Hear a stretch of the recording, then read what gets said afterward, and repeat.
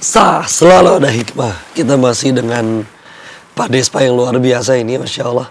Dan tadi beliau udah bahas apa aja yang dialami oleh ya klien-klien ya disebutnya ya.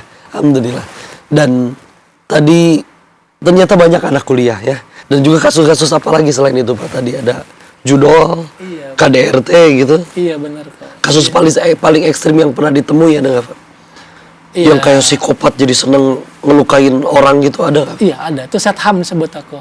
Jadi dia tuh melukai diri sendiri, kayak misalkan dia contoh kayak pahanya pakai silet atau dia menggunakan garpu di tangan dan badannya gitu kok. Dia dapat kesenangan dari ngelukain itu.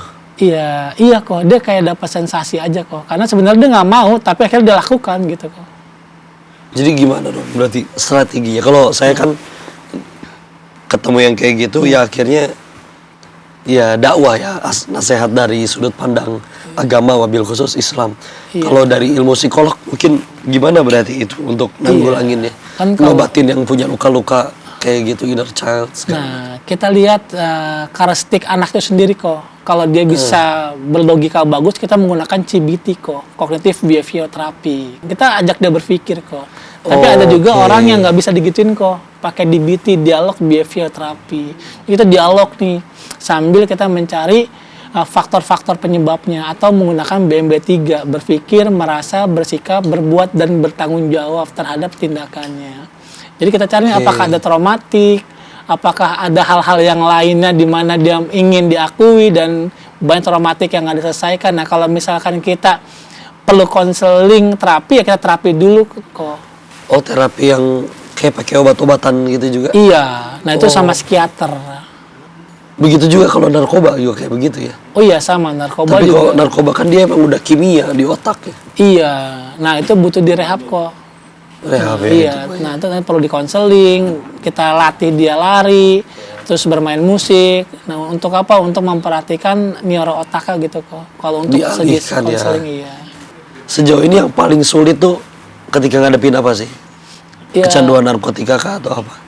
ya sebenarnya lebih ke arah saat prosesnya kok. Kayak misalkan kita menunggu mood dia bagus kok. Nah kalau misalkan dia lagi nggak mau konseling ya kita nunggu dia mau dulu konseling gitu kok. Janjian lagi. Yang malah meledak-ledak ketika konseling juga ada ya? Oh banyak itu kok. Yang tiba-tiba nangis, datang diem aja, tiba-tiba teriak itu banyak kok. Ya Allah. Karena kan kita memang punya asas kerahasiaan kok ya. Jadi Iya. dia nyaman dengan kita, dia sampaikan yang nggak pernah disampaikan oleh ke siapapun, akhirnya ke kami dia sampaikan dan kita membantu proses pemulihannya itu. Oh ya, justru ada dilindungi asas kerahasiaan ya. Iya. Masya Allah. Cuman kan biasanya nanti orang tua yang ngajakin si anaknya ini misalkan. Nanti kan pasti tanya-tanya. Mau nggak mau harus cerita juga dong. Atau nggak boleh? Ya saya lihat kesiapan mental si orang tua seperti apa kok. Atau memang orang tua harus tahu atau tidak nanti kita lihat dari hasil konseling itu sendiri kok. Karena banyak juga orang tua yang denial kan. Oh anak saya nggak kayak gini, anak saya nggak kayak gini. Gitu. Iya, padahal bisa jadi sumbernya di orang tuanya sendiri. Iya. Tapi orang tuanya nggak ngerasa, enggak, saya udah baik, udah penuhin apa yang dia pengen. Iya. Denial ya. Akhirnya makanya kan abis anaknya orang tua di konseling kok Iya, dua-duanya. bener-bener. Masya Allah. Ya. Oke deh Pak, jadi harapan dan target ke depannya nih, Pak Despa ke depannya sebagai motivator, sebagai pendaki, ada target-target apa lagi nih ke depan? Ya saya pengen semakin bermanfaat untuk banyak orang karena saat saya jadi orang yang bermanfaat ya saya seneng gitu kok, punya kesenangan kayak misalkan saya mendaki gunung banyak orang nonton, orang komen, saya seneng kok. Iya. Kenapa? Karena melihat seseorang yang takut menjadi berani, yang tidak mungkin menjadi mungkin, orang yang tidak percaya jadi percaya, dan akhirnya apa, kehidupan kita itu semakin berwarna gitu kok untuk orang lain. Masya Allah.